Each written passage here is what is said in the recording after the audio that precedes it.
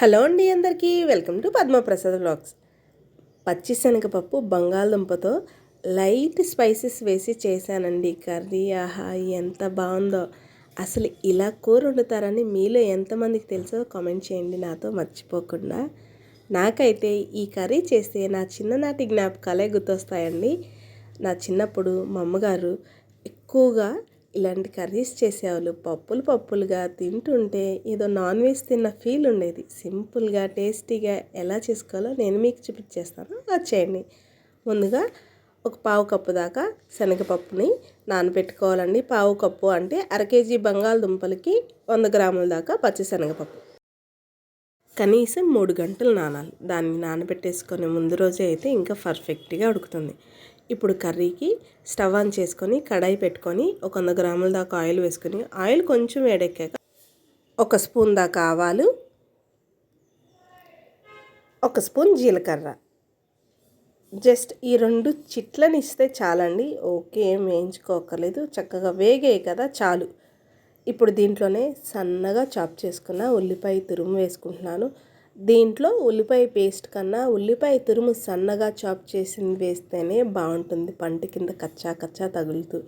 అలాగే ఒక రెబ్బ కరివేపాకు, 3 పచ్చిమిర్చిని ముక్కల కింద కట్ చేసి వేసుకొని జస్ట్ 2 నిమిషాలు అలా వదిలేసాక చూడండి, ఇప్పుడు కలుపుతున్నాను నేను.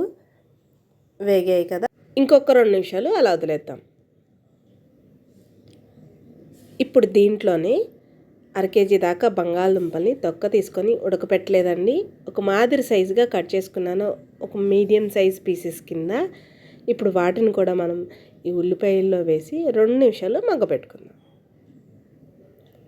ఇప్పుడు ఇవి మగ్గాయి కదా, దీంట్లోనే మనం పచ్చిశనగపప్పు ఓవర్ నైట్ నానబెట్టుకున్నాం కదండి. లేదు మాకు రాత్రంతా నానబెట్టడం కుదరదు అంటే కనుక అప్పటికప్పుడైనా కూడా చేసుకోవచ్చండి. కాకపోతే కుక్కర్లో మనం ఎంత పప్పు అయితే బాయిల్ చేయాలనుకున్నామో అంత పప్పుని కుక్కర్లో వేసేసి సరిపడా నీళ్ళు పోసి 3 విజిల్స్ దాకా పెట్టుకుంటే సరిపోతుంది.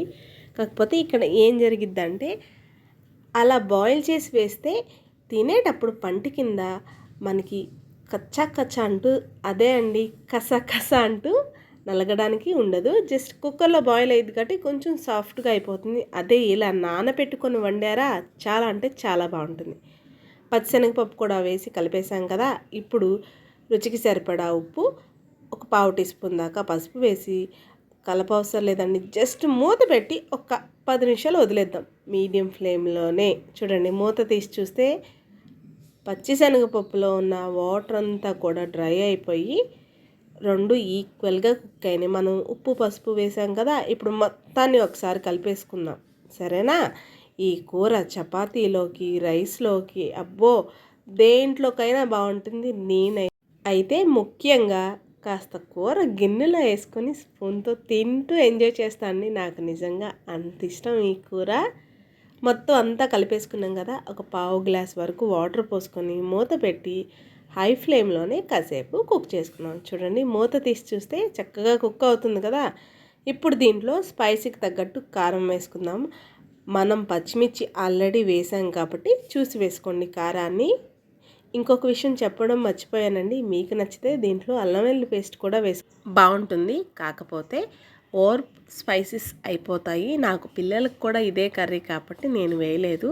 అందుకనే నేను కారం వేసి కాసేపు కుక్ చేసుకున్నాక 1 స్పూన్ దాకా ధనియాల పొడి, 1 స్పూన్ దాకా జీలకర్ర పొడి వేశాను. చాలండి. ఈ స్పైసెస్తో తింటే కమ్మగా, కడుపుకి హడావిడి చేయకుండా నోటికి తినటానికి కమ్మగా ఉంటుంది, కడుపులో హాయిగా ఉంటుంది. అబ్బే లేదు మేము కొంచెం ఘాటు తింటాము అనేవాళ్ళు అల్లం వెల్లుల్లి పేస్ట్ వేసుకోవచ్చు. అదే అవైలబుల్గా లేకపోతే కాస్త గరం మసాలా వేసుకున్నా అండి, కూర అసలు మటన్ చికెన్కి ఏమాత్రం తీసిపోదు. అంతే అండి, కొంచెం కొత్తిమీర జల్లేసుకున్నాం, అయిపోయింది కర్రీ. చూస్తూ ఎలా వండేసుకున్నామో కదా, చాలా అంటే చాలా బాగుంటుంది. నచ్చిందండి మీకు ఈ వీడియో? అయితే లైక్ చేయండి, మన ఛానల్ని సబ్స్క్రైబ్ చేసుకోండి. నేను మరిన్ని కొత్త వీడియోస్తో మీ ముందుకు వస్తూ ఉంటాను. అన్నట్టు మర్చిపోయాను, మీరు ట్రై చేస్తే ఎలా వచ్చాయో కామెంట్ చేయడం అస్సలు మర్చిపోద్దు. ఉంటాను మరి.